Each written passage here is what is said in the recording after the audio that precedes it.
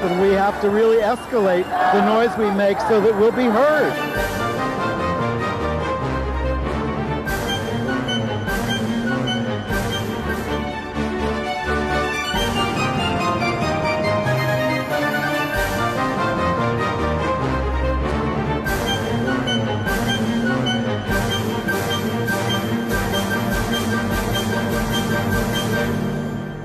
Welcome to Gay USA. I'm Andy Humm, and welcome to Rob Shooter. Thank you for having me, Andy. Rob Shooter of naughtygossip.com. That's right. That's Correct? right. Thank you for being here. Pleasure. We have a lot of news, and we have some guests at the end of the show, so let's get right to it. The Trump war on LGBT people and people with disabilities is continuing apace.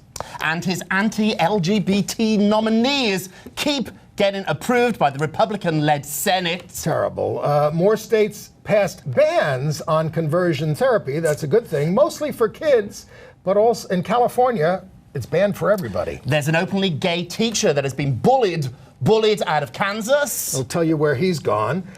Two male leaders of the gun control movement, from Parkland, Florida, are going to go to the prom together. Oh, they are? Oh, that's a good one. We also have a new survey that looks at LGBT couples, and we figure out the difference between lesbians and gay couples. This survey claims to know it all. A man in the United Kingdom was sentenced to life in prison for the intentional transmission of HIV multiple times. We have an American Idol update that features a lesbian contestant and a drag queen. I think this is the first drag queen ever on American Idol. And there's a new film that I'm very high on from the director of A Fantastic Woman that looks at same-sex love in the Orthodox community. And it's called Disobedience, with two famous Rachels. I can't wait. And we also have reviews of the new Donna Summer musical that's opened on Broadway and My Fair Lady, the classic. So we'll tell you what we thought about those two shows a little later on. And a new a revival of a Conor McPherson play with Matthew Broderick. And our guests at the end of our hour will be Michael Slade and Kevin Spirtas, creators of After Forever, a new TV series on gay love in middle age with a twist. With a good twist. You're going to want to stay tuned for that, and you're going to see After Forever. Okay, so we start with a little bit of good news because there were special elections this week, and in New York, Democrats picked up 2 state Senate seats, which they were kind of expected to, but that moves us closer to Democratic control. And we flipped an assembly seat out on Long Island that had been in Republican hands forever. And in Arizona, there was a congressional special election. Yeah, it got really, really close. We had no chance of probably of winning it. Trump won the district by 21 points. The Republican only won by 6 points. So the Republicans are kind of terrified at this point, which they should be. I think the New York Times had a really misleading headline about this. Everybody that I speak to in the know thinks that Republicans should be and are terrified that these margins are getting really, really close. We stood no chance there, and to get, I think, to 5 points? 5 or 6 points. We have to keep up the pressure, because the only way we can put Trump in check is through, having a Senate that won't confirm his bad people. Right. We'll talk about that, and a House that will investigate him. Absolutely, that will stand up and hopefully do the right thing, but that can't happen unless we get out there and vote. So what is your take on the bromance between Trump and Emmanuel Macron? Rich, can we put up the picture of, there they are. And they did a lot more than hold hands. At one point, I think Donald reached to his shoulder and flicked off a little bit of dandruff that I don't really think was there. Macron is immaculately dressed, and I don't think he's a guy that has any dandruff. I think it's very bizarre to watch it. It's almost like watching a David Attenborough sort of wildlife documentary of these two gorillas in the wild. And I think it's this alpha male stuff of touching and grooming. I think at first I thought it was repulsive and awful, and now I think Macron is playing him for everything he's worth and probably doing a good job of it. He's trying to bring about world peace and against particularly the Paris the danger Accord. Of Trump. Yeah, I think he wants the US back in the Paris Agreement, and also the Iran deal. The Iran deal are very, very important to him. Yes. So we'll see if this works. I do think if history has any any indication here, flattering Donald and making him think the decision's personal might help, and he's certainly doing a good job of that. Okay, all right. But he's also doing a good job of installing a lot of really horrible people onto the courts. Now, only a couple of these have been stopped so far, but this week the U.S. Senate confirmed, and we have a picture of him for the Fifth Circuit, a candidate named Kyle Duncan. Kyle Duncan believes being transgender is a delusion. He represented the school board against Gavin Grimm, the transgender student. He was the lead counsel in the Hobby Lobby case. He defended North Carolina's law targeting African-American voters. He's just the worst, and he was confirmed 50 to 47. It's shocking.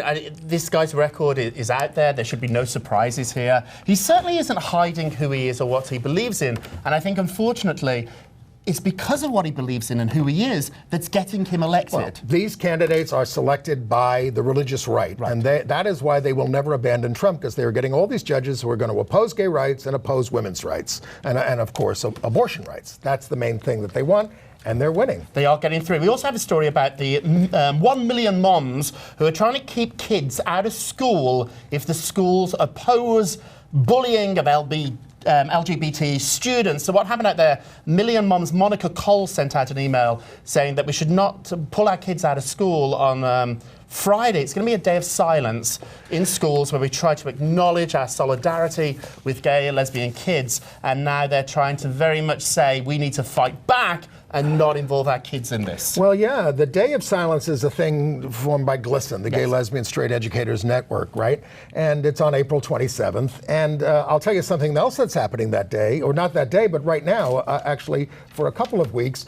The film company that Deborah Chasnoff had, groundspark.org, and then we have the thing up on the air where you can do. They're going to be streaming all their excellent films. It's Elementary, you know these films? All these education films that include little kids talking about gay issues in the schools. So check out groundspark.org/day-of-silence. I'm putting it all up there, and I'll put it in our email, because you can stream these films, you can use them in your classrooms. It's free, and it's wonderful. And I think, too, people's fear of these films on this day, there's nothing there that's terribly racy, or there's nothing there that's really very controversial. I think it's a day of being accepted. It's always been controversial talking about homosexuality and kids. Right. I mean, when we talk about After Forever, they very nicely put like a 10-year-old in the film. Yes. I mean, to show that there's no threat. I mean, that's where we've come. But I think this day is no more controversial than maybe watching an episode of Ellen or Will and Grace. Kids are watching these shows. Well, I mean, I'll jump ahead a little bit, because I'll talk about that Kansas teacher. I mean, he was an art teacher in Namaha Central High School in Seneca in Kansas, and he came out last October for National Coming Out Day. And there he is. His name is Michael Hill, and he started receiving constant anonymous threats that they were going to kill him, that people punctured the tires on his car, and he just said, "I can't take any more. I'm going back to Palm Springs."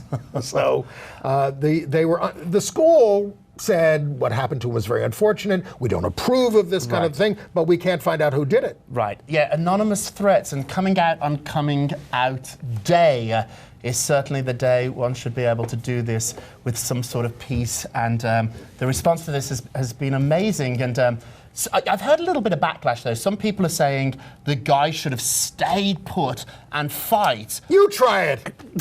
No, I mean, I worked in education for many years, and there are very few teachers, even in the New York City public school systems, who are out to their students.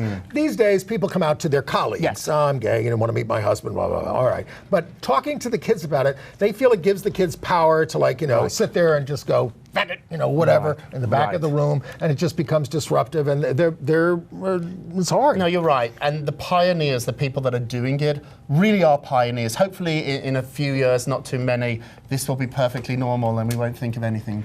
I hope so. All right. Let's get back to, another school story comes out of Parkland, Florida. Two of the most famous students involved in the gun control movement, Carson Caskey and David Hogg. You recognize them. Here they are. They're going to go to the prom together. They have. They've announced that they're off to the prom together. Now, they have not actually said if they are gay or straight, or if they're going to the prom as a couple or a couple of friends. But either way, I think these two are fantastic, incredibly brave, and young people are following them on Instagram. This isn't about people like us. This is like people that are young and in school and seeing them, and good luck to them. It looks like it's going to be a great day. The prom is meant to be glamorous and festive. There's also going to be a moment during the prom where they remember all the people that were tragically killed. Outrageously, and that's what they're fighting. But Tony Perkins, the psycho, not the movie Psycho, but the guy who runs I believe it's the Family Research Council, he is sending out a fundraiser. He wants $5 million to stop things like kids going to the prom together of the same sex or teaching about this in schools. I mean, if you're still giving people like this money, it's good money after bad. What's you amazing, are not going to win. What's amazing about this, though, is Mr. Perkins, and I'm being kind there, is making no bones about this. He's not pretending. Often I think people pretend to be outraged and they don't acknowledge why they're doing this to raise money. Yeah. He's actually outright saying this is about money, and if we're going to stop days like this and if we're going to stop couples like those two going to the prom together, we need to raise, I think, $5 million. And so he's encouraging his followers to send hard cash. The suckers. But there is a serious threat from the Education Department, from Betsy DeVos, the Secretary of Education. This week, she rescinded 72 guidance documents to help parents and educators understand the rights of disabled students.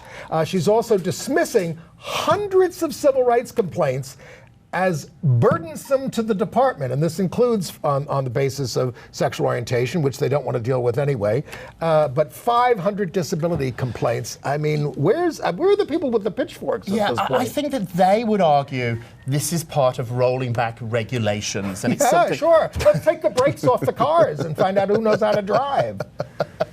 You make a very good point. Regulations are around for a reason, and I think as society evolves and changes, we get more regulations. We didn't have computers many years ago. That's now why we have so many regulations, or maybe not enough on the internet and computers. So they would argue that. On the other hand, the Department of Health and Human Services wants to put more regulations on how you help prevent teen pregnancy. You can only do it through abstinence. That's the only way they want you to do it. And this is a big threat to LGBT youth. Lesbian, gay, bisexual youth, by the way, are 2 times more likely to be involved in a pregnancy. Sounds counterintuitive, but they get bullied, they want to prove that they're not, so they do, and they experiment more. I mean, I remember working with kids, and we had these lesbians who thought, well, I can't get pregnant, I'm a lesbian. No! If you do it with a guy, you get pregnant. You could get pregnant. So there's a story out there talking about money too, that Focus on the Family has been reclassified as a church. And the reason that this has happened is now they are tax exempt. This is going to save this organization millions and millions of dollars. That money they can use pushing their agenda even more forward, even further forward. Shocking that this got approved, but it did get approved. It doesn't make any difference, but they worship a false god. All right, the Affordable Care Act. Trump is rolling back the rule that providers can't discriminate based on gender identity. They said they're doing it because some federal judge in Texas found parts of this unconstitutional, but I mean, that's not been resolved.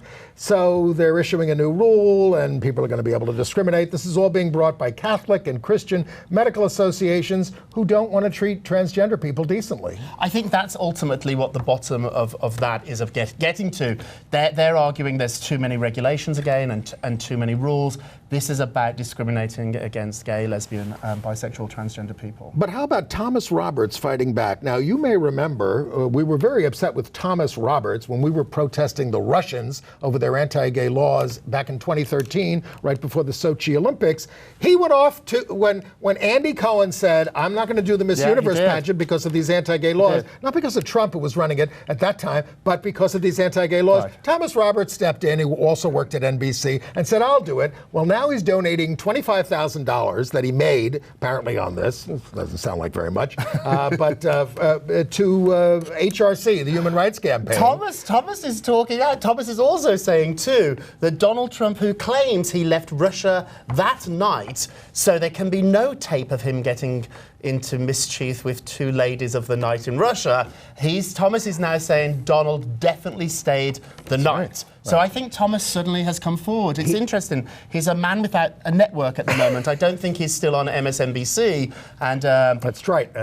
maybe this will help get him back. And it's nice to see Stormy Daniels saying that if she wins her case, she's going to donate the $130,000 to Planned Parenthood. She is. I have a story on Stormy Daniels that Vivid Entertainment, one of the world's largest adult entertainment companies, told me that they're going to offer Stormy, or have offered Stormy, $1 million to make an X-rated movie with a Donald Trump look-alike.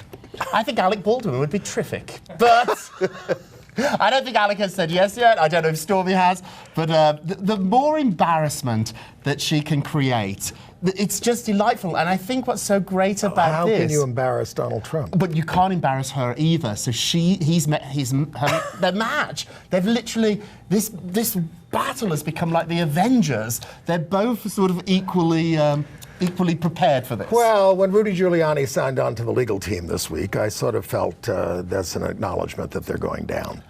If your choice of lawyers is Rudy, and whatever you might think about him, I think most people in the legal community would say he's past his peak there. I think this is not a good sign. He's claiming that he will be able to end the investigation in 2 weeks, which is just nonsense. I saw him the night before the divorce was announced in Midtown at Scotto's restaurant eating pasta with his wife. And they looked very, very happy to me. So something happened between the main with all my ex-partners. I mean, you will see me dining with them sometimes. There you go, Rudy. All right. NASA, right? The Senate confirmed this Jim Bridenstine to head the agency. He's a climate change denialist and anti-LGBT. He was only confirmed 50 to 49 because people said, he's totally unequipped to do this job. I mean, that's what's happening. The 50 know this too, and I think at this point, they just don't want to rock the boat. I think to be one or two to stand out, you're going to get the Twitter response of Donald that they're probably terrified of. So I guess it's easier to just say yes and go along. So the Senate elections are very important this year. Very important. That's the only way to stop some of these and you only need they only need to flip one. Two would be safe. All right. Now, I don't like to talk about this person. We don't usually do stories on him, but this Milo Yiannopoulos, right? He showed up at a Manhattan restaurant called Churchill's, I think it was, and the Democratic Socialists of America were having some sort of event there, and they started chanting Nazi scum, and he left, and he's whining about it. He's a very complicated young gentleman.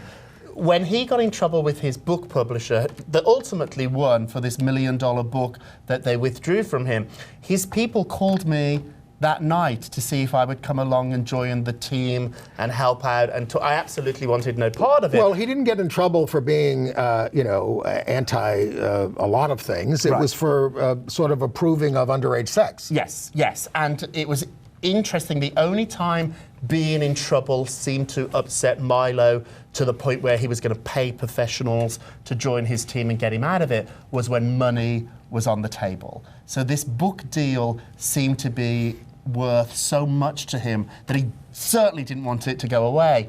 I think now that after being fired by Breitbart, losing the book deal, I don't know where he gets his source of income anymore. The Mercer family, who were great fans of his and I think financed a lot of his web activities, have gone away. So I think we're going to hear less and less of him, hopefully. Well, we hope. Mike Pompeo was confirmed this week by the Senate. He's going to be our new Secretary of State. Chuck Todd was on, and he's talking about Pompeo, and he says, the opposition, they're opposed to him, the Democrats, because he doesn't support same-sex marriage. No, Chuck. You don't support him because he was asked, you've described homosexuality as a perversion. Would you care to modify that statement? And he just said, I respect everybody, and they let him go. Right. And he also is extremely anti-Muslim, and there are a lot of Muslim nations in the world that he's going to try to relate to. And it's not changed his tune, like he's still saying this, or actually he's not, he's saying nothing, which might be even worse. We have this story too this week that there's a new study out on gay couples, saying gay couples are less likely to break up. Let me tell you about this. Gay male couples. Gay male couples. Less likely than lesbians. Less likely than lesbians to break Who up. knew? Who knew? So this was published in the Couple and Family Psychology. And what they did is they found over 500 couples in Vermont and asked them a ton of questions. And the results found that age, the longer relationship length, or the better quality of the relationship were factors in keeping a relationship together. They found no correspondence between lower income and children or not having children. But they did find that gay male couples were less likely to break up than lesbians. No, there you are. And there was another survey done of over 45s. I don't know how they consider that old, but by AARP of LGBT people. And they found that gay men are single at the rate of over 45, at the rate of 57% are single over the age of 45, and 46% live alone. 39% of lesbians are single, and 36% live alone. And this may not comport with your other study from Vermont, but it was Vermont. Gay men also report less social support. And, well, you can read it for yourself. We have a website. We'll put it up. I wonder why these studies are all in Vermont. No, this one wasn't. Oh, right. This is a nationwide survey of over 45s. Hey, we got some good news from Alabama.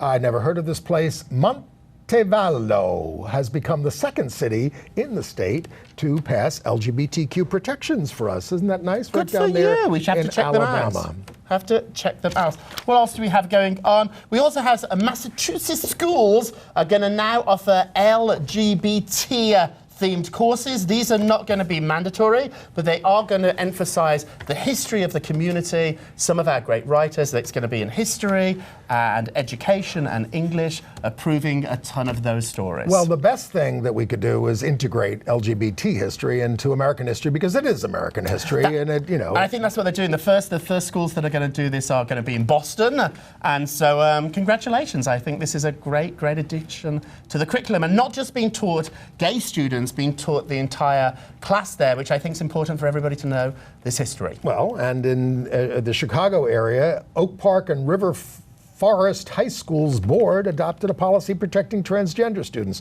So at the local level, people are speaking up and doing what they can in the face of all these assaults from the federal government.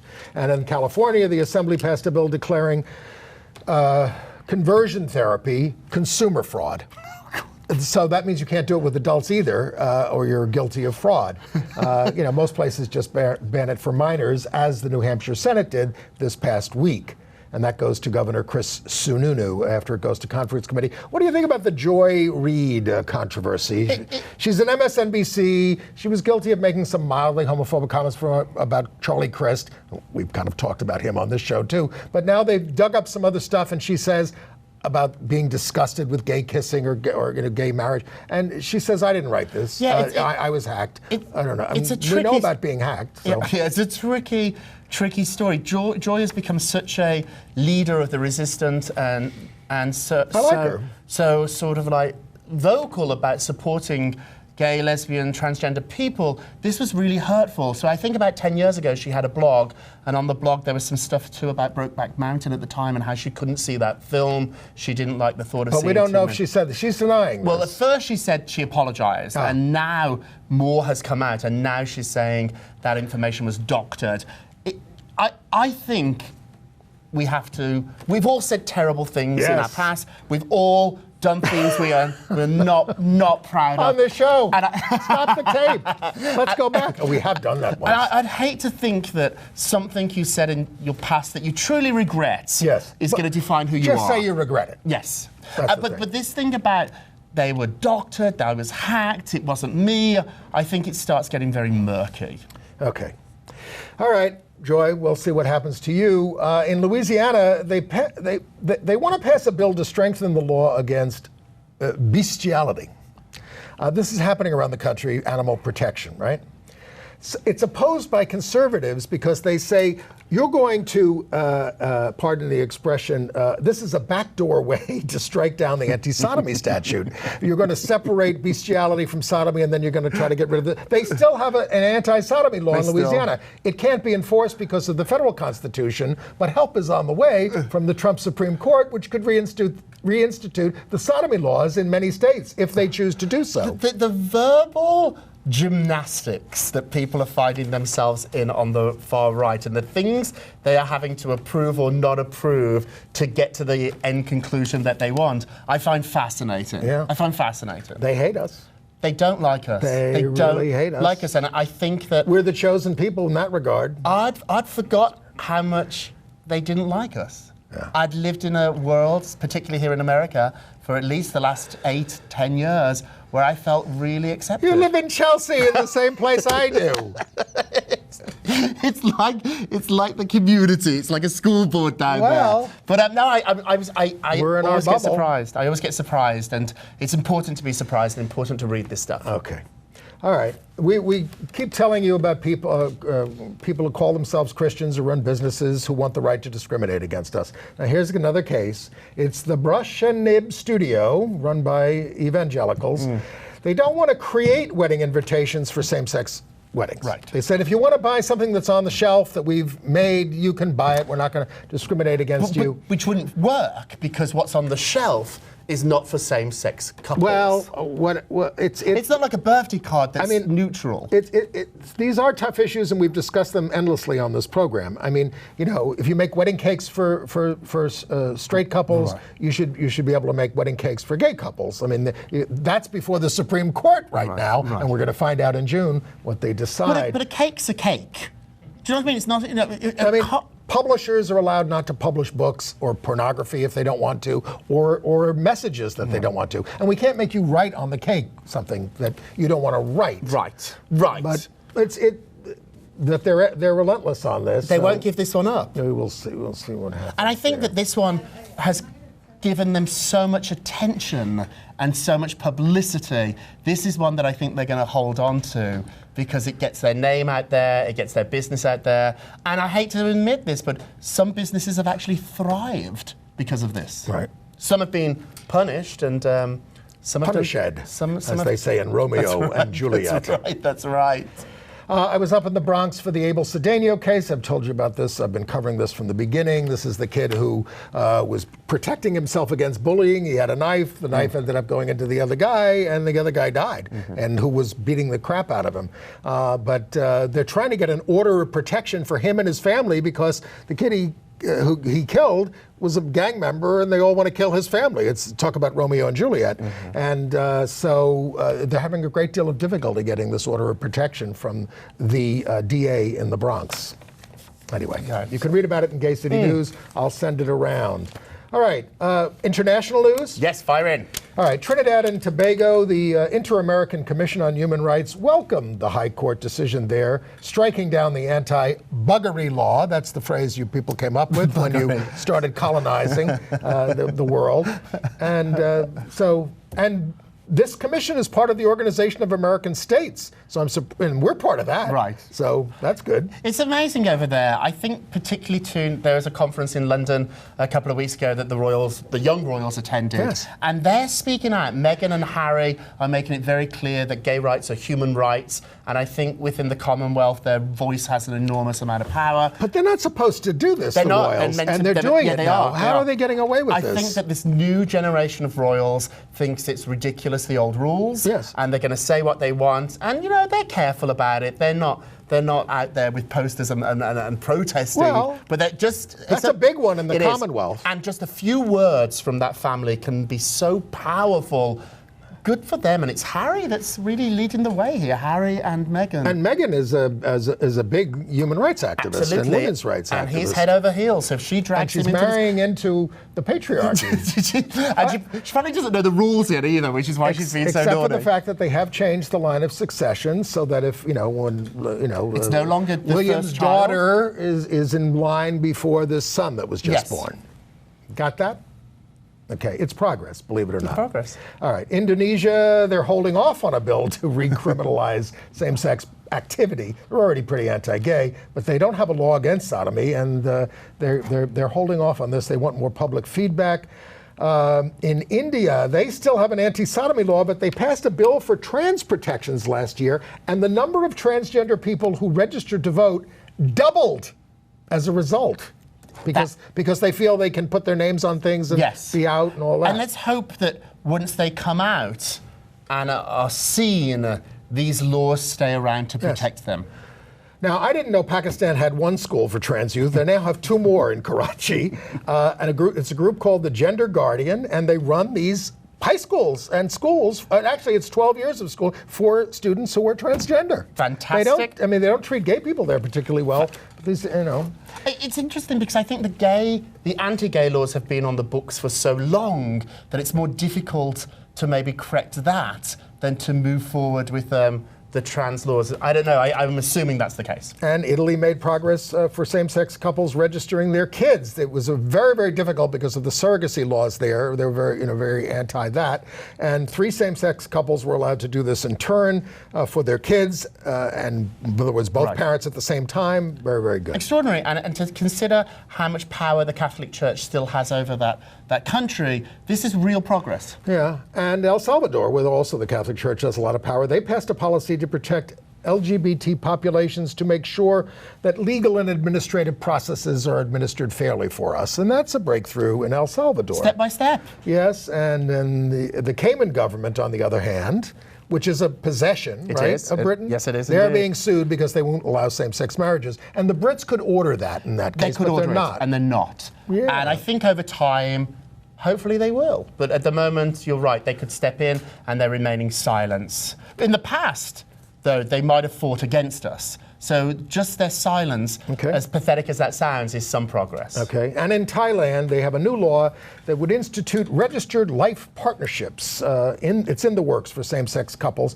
The current bill only focuses on asset management for gay couples, but they say this is a step. That's where you start. We'll take the step. And if you can't get it, get your wills in order, folks. That's right. But we have marriage here, so we can get protections that way. AIDS news. Hell hath frozen over. Chuck Schumer's come out for the legalization of marijuana.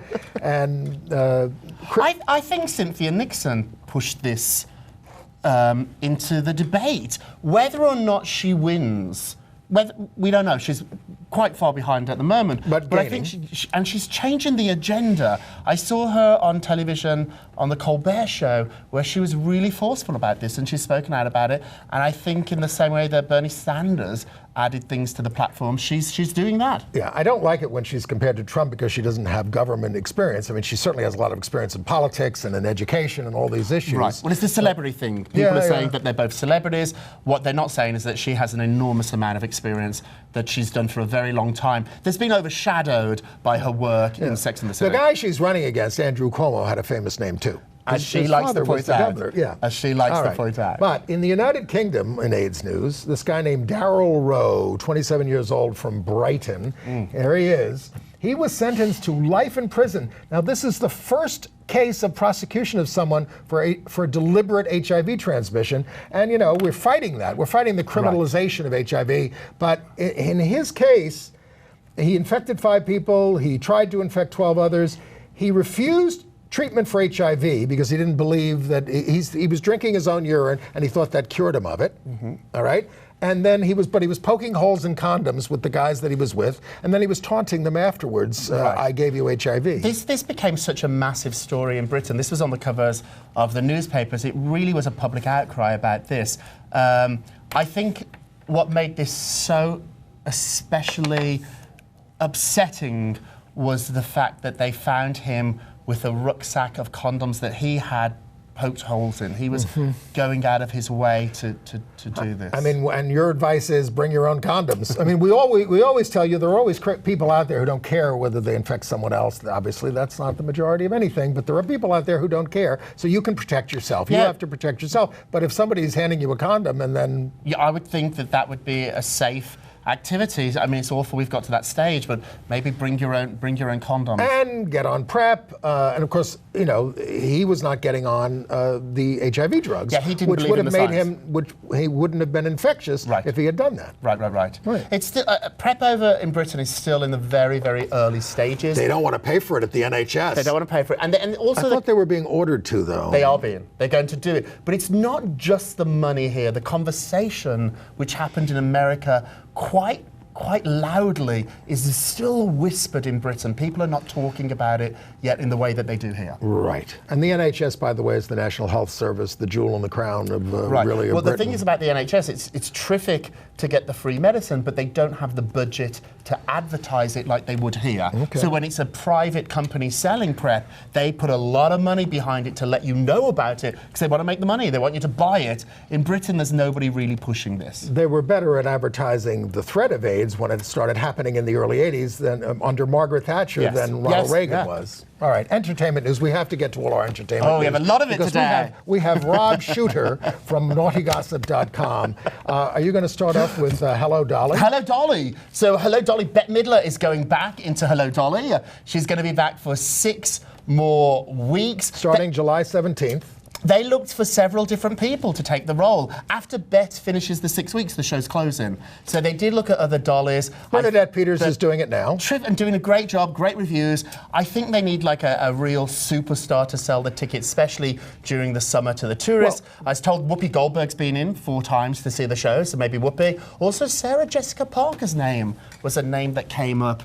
I think she was the 2nd or the 3rd Annie on Broadway. She was. And now coming back all these years later as Dolly Levi. It didn't work out, so it's going to be Bette. Outgate Tony winner Gavin Creel is coming back to the show. Yep. David Hyde Pierce also out is back, and he said Bette Midler is a crazy woman. And I can't wait to get back on stage with her. She's saying she's having the most fun of her life. The road show starts October 2nd, and who's doing it? Betty Buckley. There you go. That's an unusual choice. It is. Yes, it is an unusual choice. Why not? She's going to stretch her chops. All right, you want to hear what I have to say about My Fair Lady? I hope it's good. I love this show. I love this show. I love this show, and it's directed by Bartlett Sher, who does such a great job most of the time. Lauren Ambrose is very good as Eliza. You remember her from Six Feet Under? The daughter. Harry Haddon Patton is the guy who was on... Handsome guy from Downton Abbey. Who went out with the homely sister. Yes. Very lovely. As Higgins, and it's a great treat to see Diana Rigg as Mrs. Higgins, his mother, right? So all that is great. And Alan Corduner, the out actor, is Pickering, right? But Bartlett Sher has turned the role of Zoltan, who's the guy who tries to smoke out Eliza at the embassy ball. It's a small role. Yes, indeed. He tries to find out the accent, where she's really from. He has turned him, it was played by Theodore Bickel in the movie, he has turned that role into a fag joke. So down he comes the stairs, mincing like this, so that the audience will say, ha ha ha ha ha, ha, he's a faggot. And it was just very offensive. Don't do it. I'm going to write to all of them and say, change this. You don't need to do this. The other gay thing in it, which is weird, is, should I tell this? Do. Because it's a surprise. I'm not objecting to this, but when Alfred B. Doolittle sings I'm Getting Married in the Morning, the drab bar opens and becomes a music hall with can-can girls and boys dressed as can-can girls all getting kissed by Alfred P. Doolittle. And you're sitting there like, where am I? That is good. Le Cage au Vol. Exactly. What is going on? I'm surprised about the very flamboyant gay portrayal. This was a show that was so careful about the tone of the Me Too movement and the feminism, and because it's a show about a guy who's pretty abusive to women, Henry Higgins. I think that there's a scene where suffragettes have been added, which might have been a good tip of the hat to what's going on in the world. And I think the ending, not to give it away, I have not seen it yet, has been changed slightly. I won't tell you about that either. When we see Harry Potter, we won't talk about the secret tomorrow night. Yes, we are. We'll have that next week. And I also saw Conor McPherson is one of my favorite playwrights, The Seafarer. It's a revival at the Irish Rep, so it's in a nice small theater, and Matthew Broderick is the star playing the devil. There he is. Wow. And was Matthew with Andy Murray there and Colin McPhillamy. The rest of the cast is very Irish. I mean, it's very funny. But it's scary. It's actually scary I like that. thinking about hell and going to hell. I don't believe in this, but it scared me. I'm not believing it. How is Matthew? I thought Matthew was fine, and he's bringing a lot of star power to the show. And selling, I guess, a lot of tickets. The Seafarer. Good for They've Matthew. extended it, yes. I went to see the Donna Summer musical called Summer on Broadway. Yes. It is a jukebox musical full of her hits. Yes. It's fun to dance. Yeah. It's fun to get out of your seat and shake your bottom. Otherwise, this is a show that probably should be missed. It is not the most successful jukebox musical. And the awful thing about seeing this is that there was real drama in her life. There was stuff that could have been really juicy and dramatic, all of which they glossed over. The most offensive part of it, though, is that what happened in her real life about her attitude, words towards gay men that she denies, but there was words that she allegedly said about AIDS and also about Adam and Eve and Adam and Steve. That has been turned into a little afterthought at the end of the show that is so glossed over it's almost offensive. Okay. Almost offensive. Well, and this was by the Jersey Boys book writers, wasn't it? Des McAnuff, who did Jersey Boys, was the director. Yeah. It's not good, and I really went too bad. looking to have a great night. There's a really wonderful ending and there's confetti falling from the ceiling, so maybe that will keep you interested. But it's an odd. Ann and I were supposed to see it tonight, but they canceled our tickets, not just because they said they had a mix-up and offered us tickets down the road. But you were saying... I don't know if I would cancel my dinner reservation. All right. What's going on American Idol? I'm not... American Idol! You and Ann are the fans. This is my show. American Idol is back. It is not doing very well. Nobody's watching American Idol. This year, I might stop watching it myself. So they have two contestants. One is a drag performer, the first open drag performer on the show, Ada Vox. There she is looking absolutely fantastic. But not only does he look great, sings like a demon. Without doubt, one of the greatest singers on the show since Jennifer Hudson, who, let me remind you, came in 8th. 8th, Jennifer Hudson. Wow. So last week was the first week where the public got to vote and to keep their top 10. They did not support our friend there. The judges seemed really stunned about this, and Katy Perry was the one that finally had the chutzpah to stand up and to save the performer and put them in the top 10. I don't know where the votes are coming from American Idol. I don't Maybe think from Russia. I don't think they're coming from New York City. There's also an out lesbian on the show, Janine, I think her name is. Young, beautiful girl. There she is, married to a female soldier who's in the audience every week, cheering her on. Once again, we got down to the public voting. She was not voted through. The judges jumped up and down again and saved her, which is all good and well, and I love that they're being saved. But America, we have to vote for these people. Not only because, but they're the most talented. Vote in the midterms. When you put right? it like that. When you Put that on your calendar. We probably have bigger troubles. Maybe get used to voting. Last time we let America vote, But something terrible happened. They don't let you text your vote, though. So it's shocking out there. Maybe American Idol viewers are not supporting the people that we are. I see that the Glee star, Kevin McHale, who played the kid in the wheelchair. Yes. Well, he's been out about having a relationship with a guy, but now he says he's gay. Right. We had to handle these people very carefully as reporters. Whenever we would be invited to interview the Glee kids, they always were very careful, the publicist and the studio, to handle it carefully. And I think, to the most part, people did. So now, finally, these kids are coming out. I wish they'd done it while the show was still really popular. Well, Gus Kenworthy, is out, the snowboarder, and Yep. he now has 1 million followers on Instagram. These people could run the next election because they have I'm serious. They have real followers. Let's get them political. Have real followers. So they're going to make a biopic about Elton John. Who's going to play him? Oh, let me guess and see if I get it right. Oh, you didn't know? I think I might know, but I got a picture of him. Let me have a look.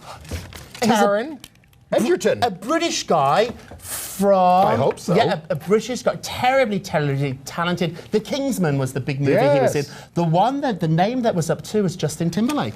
Oh. Justin Timberlake was a name that was batted around to play Elton for a long time. That would work. Would work too. Both great choices. I love this. Okay, and Lance Bass and Michael Turchin, they're a couple, and they are set to be dads. Look at them, they're ready for fatherhood. They actually spoke about this. One of the reasons Lance said he married this handsome devil was because he thought he would make a great father, and they're quite far along in the process. I think they've looked at surrogates and have filled out the paperwork and got contracts and lawyers involved. So these two are going to be a dad soon. Maybe Justin Timberlake can be the goddad. Back to Justin. Call Me By Your Name was banned in China. I don't have time. We're down to our last minute, so I'm not going to run the clip this week. I'll put it in the email. I want to recommend the film Disobedience from the director of A Fantastic Woman, Sebastian Lelio. But this film is set in London in the Orthodox Jewish community with Rachel Weisz, and who's a prodigal daughter coming back to her, her father who's died, and Rachel McAdams as a woman in the life who's married to Alessandro Nivola. So many great performances in this. It's so intense, so beautifully observed, and I liked it a lot more than Call Me By Your Name. And it was I mean, it's lesbian, but it's hotter, I thought. And well, what does that say about me? I don't know.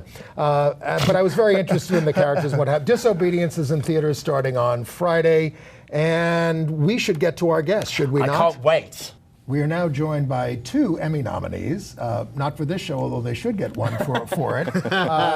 We are joined by Michael Slade, who is a playwright, librettist, TV writer, and children's book author, and Kevin Spirtas, who you might remember as Dr. Craig Wesley on Days of Our Lives, yes, folks. Dr. Craig. Yes, but it was had a long TV and film career, actually of 30 years, although I don't know, you must have started when you were 5. All right, but the show that you've created is called After Forever. You call it a story about love, loss, and new beginnings. I'd call it a TV series about a middle-aged gay couple with a twist. It's very funny, very deeply moving, and we have the trailer. Before we talk to you, let's look at the trailer. Sure.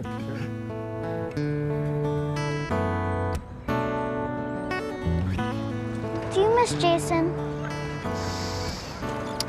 Yeah, I do. Happy anniversary! A small piece for me, please. Watching our waist. I love every inch of him. And a couple of us know exactly how many inches that is. Are you dating anyone?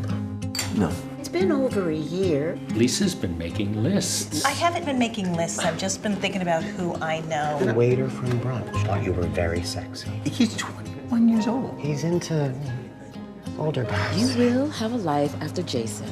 Your friends will make sure of it. Nice tie.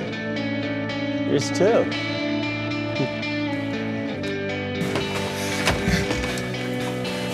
You're welcome. There's this writer I've been working with. He's super hot.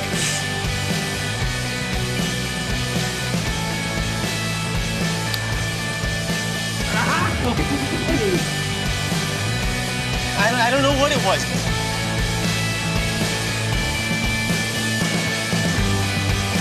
That's what's fucking selfish, Brian.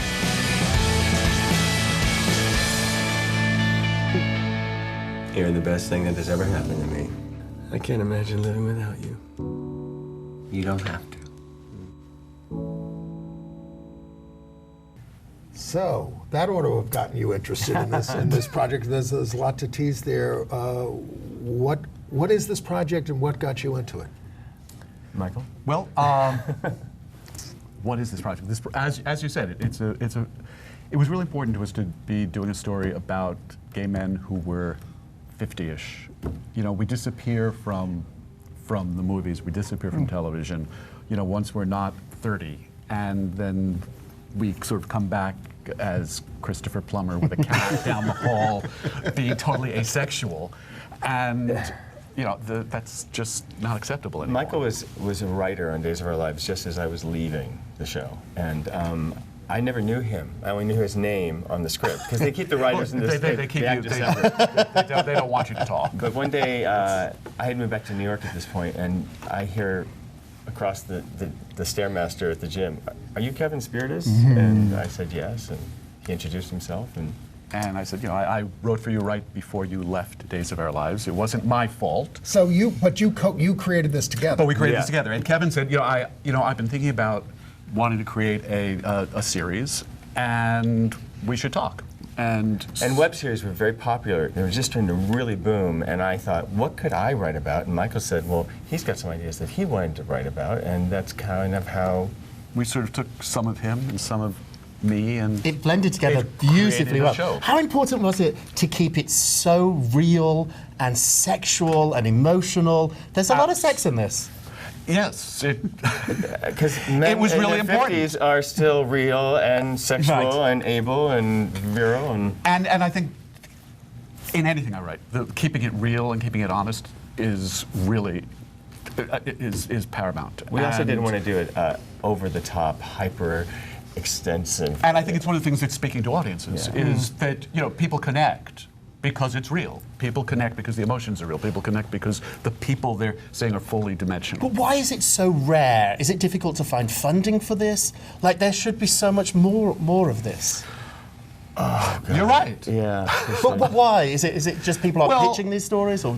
Well, I mean, I can't speak definitively, but who runs studios? Who's run marketing campaigns? You look at. There's always a study of who's going to go to this? Who's going to buy tickets to this? And that's 10% of the population. Is that worth us spending this much money on? I think it's changing, and I think we're proving that we're proving that there's crossover, and just because it is a gay story, a gay couple, doesn't mean that straight people aren't loving the series also. And that and there were non-gay characters as well. You got Anita Gillette for we've this. got the brilliant Lenny Wolfe. Anita Gillette. Oh my God! Oh, sorry, hit the mic. Yes, they are fantastic. Did I notice Candy Hoffman Katie Hoffman from the producers? Who won a Tony Tony for the Award-winning producers and is now in Chicago on Broadway. Wow. Katie steals the show. We're dancing around a little bit. People are going to how would you tell people what it's about? You kind of have a secret here, but you do have a twist. The secret's So talk out about as of yesterday. The story is that there's this couple, Brian and Jason, and they've been together for 15 years. They're married, and out of nowhere, Jason winds up with a horrible cancer diagnosis, and makes the decision that he is not going to do treatment because the treatment is not going to do anything other than maybe buy him a couple of extra weeks or a month. Right. And all the friends around this couple, straight and gay, have to kind of start to position themselves and deal with this pending loss. And Brian has to deal with it, and much of the story is told through flashback. Yeah. And some other ways. As we start to move forward. And Mitchell Anderson always stays around in the story. And yes, because you say this well. When Michael and I were discussing how you create loss via death of someone, and I asked you personally, and I know from my experience, not having married someone or lost an intimate relationship, but when someone dies, the relationship doesn't end. The love does not end, and it continues on, and that's sort of where we have After Forever come in to play. So we have a way of creating Jason's character with Brian and the way they communicate and the way they... We're all being very coy, and I'm not going to give it away, but it's another reason why you have to watch this, because it's an extraordinary twist that I certainly didn't see coming. I certainly I didn't know anything about it, but I also so it was also very obviously what you said, that these are real characters, and that made it interesting, and it was very funny. It's very funny, and the subject shouldn't be that funny. No, but life is funny. I mean that's the difference to me between something that's real and something that isn't. There's humor in the worst of times, but it is so moving. I mean, the way you handle the nuances of loss. And of these relationships and dealing with illness. Was there a particular place that this relationship that you developed this concept from, and was there somebody you have in mind? Or? I lost my partner to this specific diagnosis 5 years ago, and thank you. And part of the creation of this was cathartic. I asked Michael, I said, we were talking about relationships, and he asked me one day, why is someone like you single? And I went, have you eaten dinner with me? Truthfully, I sort of threw the question back to Michael, and he said he had lost his partner, and I remember that day, looking at you, going, "Okay, can we use that? Because that's really it didn't." But we talked about it. No, it was something that dropped in at the right time. It was something that I was ready to deal with from an artistic place. Nora Ephron said everything is copy. Everything's a copy. Absolutely. But the other I would say unique thing about this is these are short episodes. They're about how long? They average 11 minutes. And one of the things that was also a great challenge and ultimately great fun in the writing was, you look at a lot of these short form series, and what they really are is there's one scene. Right. It's not an episode. It's a scene. Yeah. And it was very important to the two of us to create episodes that, though 11 minutes, they have a beginning, a middle, and end. They have a full arc. They don't feel like they're 11 minutes. They feel like you've watched a half-hour episode. Right.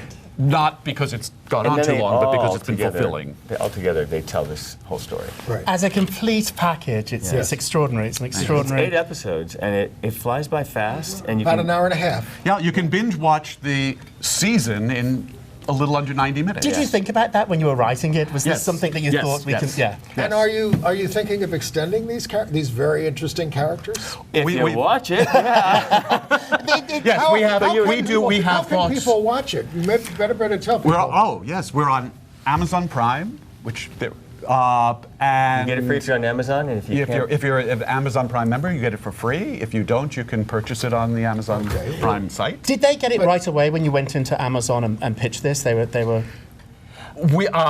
There's platforms that you can find places to house it on. Right. And this was one of the ones that we wanted. It's the perfect place for this. It's easy to access, and it's the perfect type of show that I think they want.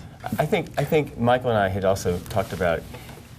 We didn't want to write the typical quote-unquote soap opera, and we wanted to be able to drop this into the media world and let it ripple through and show people that even though it is gay thematic, it's a universal theme. We're all going to deal with loss. Yes. Or we have. You didn't do the typical gay thing either. I mean, in the beginning you have the friends gossiping and all that. And I'm going, where are they going with this? But then you just get hit with this large drama. The first 2 episodes and the last 2 episodes, I think, are still the hardest for me to look at. I'm still triggered by the emotional content of it.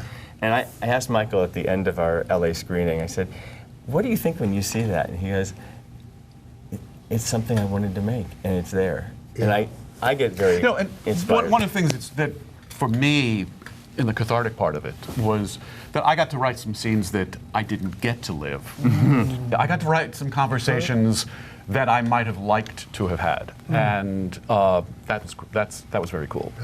And this is full about performers. And this is relatively new in this industry, is it not? Not for you, but so many of our performers are out. Yes. Things are changing. And proudly, and happily, proudly out. Mitchell and I have been friends for 30 years-ish. And when I knew he left the business, but I called him back and said, I'm going to need someone who I can jump into this relationship within 12 days to shoot this thing. And he... Wow.